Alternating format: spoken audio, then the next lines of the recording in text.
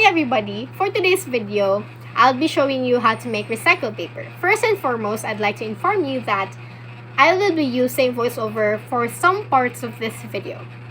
And also credits to the rightful owner of the background music that will play later on.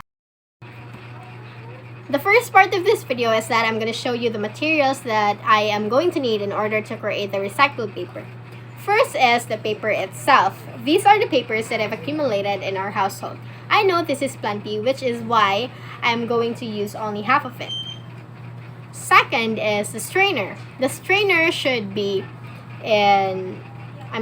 shaped as a paper or as a bin paper. So here are the frames, ready-made frames that I've gathered, and also the screen that I will be using, sponge to remove excess water, some scissors, and the hammer and nail. The first step in making the recycled paper is to gather all the materials that will be used. First is the container. It can be any type of container as long as it is large enough to hold the paper and water later on.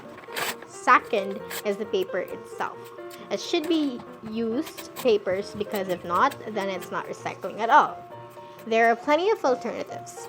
It can either be manila paper, bond paper, construction paper, notebook, and grade school paper. In my case, the only available paper are bond papers. Lastly, a paper shredder. If you have a paper shredder, then the easier for you to complete the task. But you can also tear the papers manually. Always remember to tear it to small pieces so that it is easier to make it into a pulp.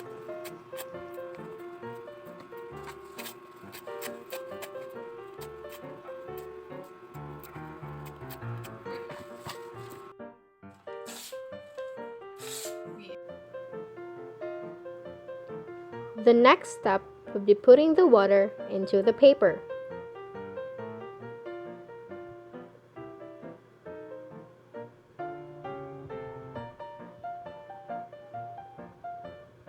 Carefully mix the papers. Leave it for about 12 to 24 hours. The longer it takes, the easier it is to make it into a pulp. After 24 hours, it is time to make the papers into a pulp. Carefully put the papers into the blender. You can also use a mixer, but since I don't have one, I'll stick to using the blender.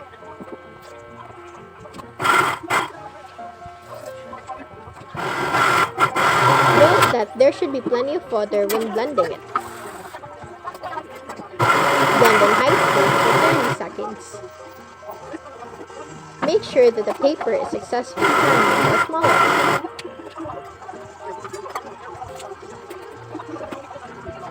And repeat the whole process.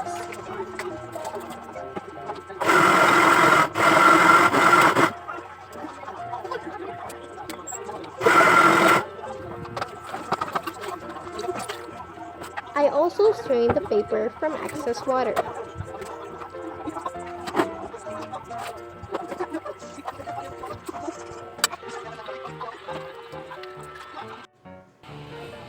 In the earlier part of the video, I showed you the materials and I accidentally bought silk screen.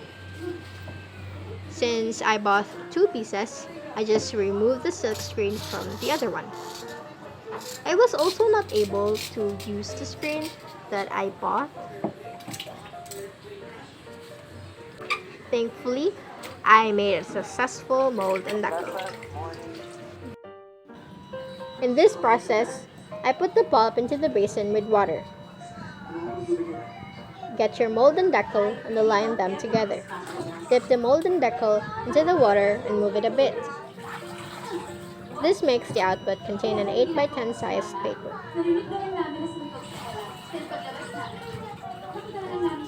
Carefully lift it up and move the mold and decal to remove excess water. Note that it shouldn't be too much to avoid ruining its form.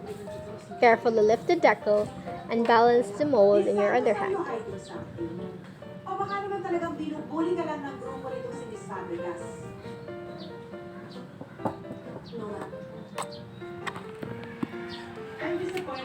And this is where I had problems. It wouldn't stick into my paper towel, used cloth, and peeling cloth. It was very sensitive and ruined the form. I ended up exposing it to the sun and made it dry there. After almost 3 hours of exposing it to the sun, I successfully made a pretty one without holes, tears, and crease. I carefully removed it from the mold.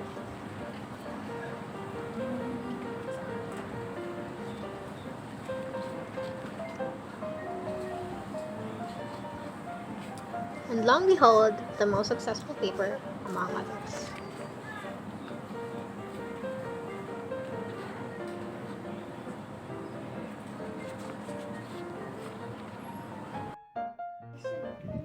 These are the ones that I made in their respective orders. The first one was full of crease, plenty of tears, and holes in them. It was not so nice. The second one also consists of crease and a little bit of, no, plenty of tears actually. The third one with a small crease and plenty of tears in them. It also has a little bit of a color that I don't know where it got. The fourth one didn't have any crease, but it has some tears in them. The last one was the prettiest. No holes, crease, and tears. It was the smoothest of them all. The finished product is a handmade paper that can be used in various ways, like printing, writing as a love letter, and also as a scrapbook page. You can also add colors and even flowers into it to make it more creative and to add that vintage look.